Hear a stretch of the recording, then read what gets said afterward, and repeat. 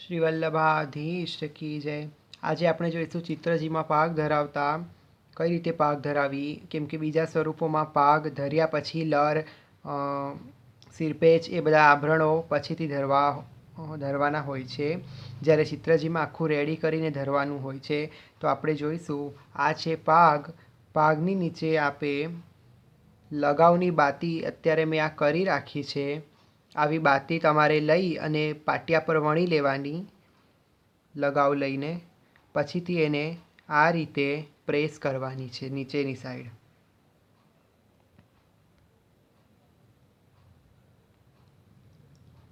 ચારે બાજુ બાતી આવી જશે। હવે આપણે લર ધરવાની છે। સૌ પ્રથમ પહેલાં લર આવે, પછી સિરપેચ ધરાય। લર આપના ઠાકોરજીના પાગની માપની જ હોય। અહીંયાથી લઈ અને આ એન્ડ સુધીની લર હોય।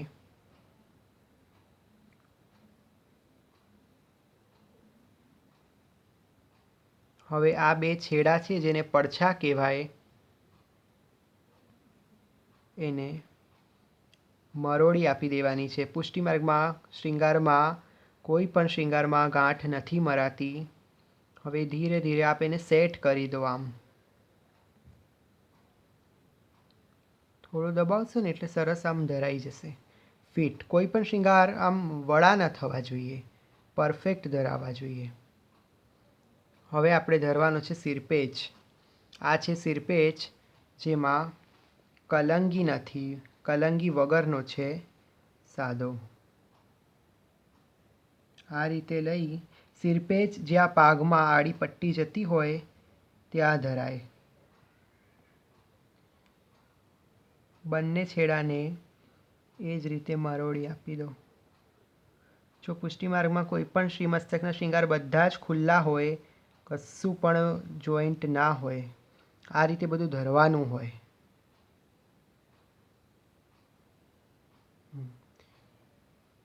જુઓ, નીચે લર, ઉપર સિરપેચ।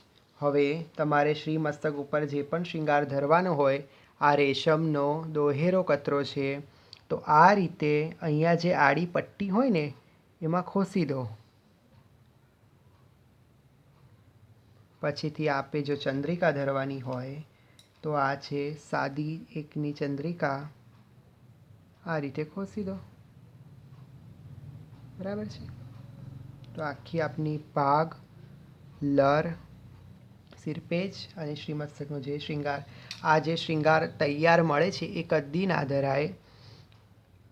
જે નવા હોય સેવામાં એ લોકોને જો ના ફાવતું હોય તો આ ધરી શકે, બાકી તો આપણે આ રીતે જ બધું છૂટું છૂટું ધરવાનું હોય। પછી શેનમાં આ વળી થઈ જાય, આ સિરપેચ વડો થઈ જાય, લર વળી થઈ જાય, એકલી પાગ જ રહે, એ રીતનો ક્રમ છે। એ જ રીતે આ છે કુલ્હે। કુલ્હેમાં પણ એ જ રીતે આપણે જોઈશું।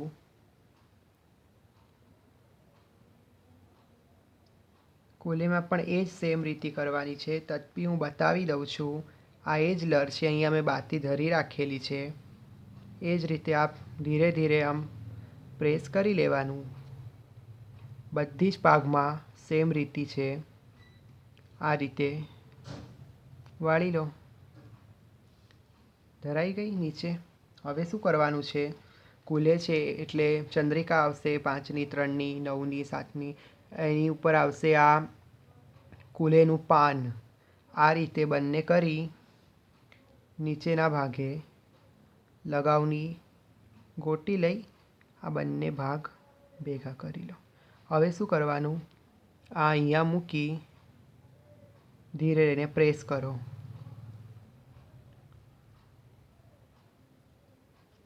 તૈયાર છે આપની કુલ્હે, કુલ્હેનું પાન અને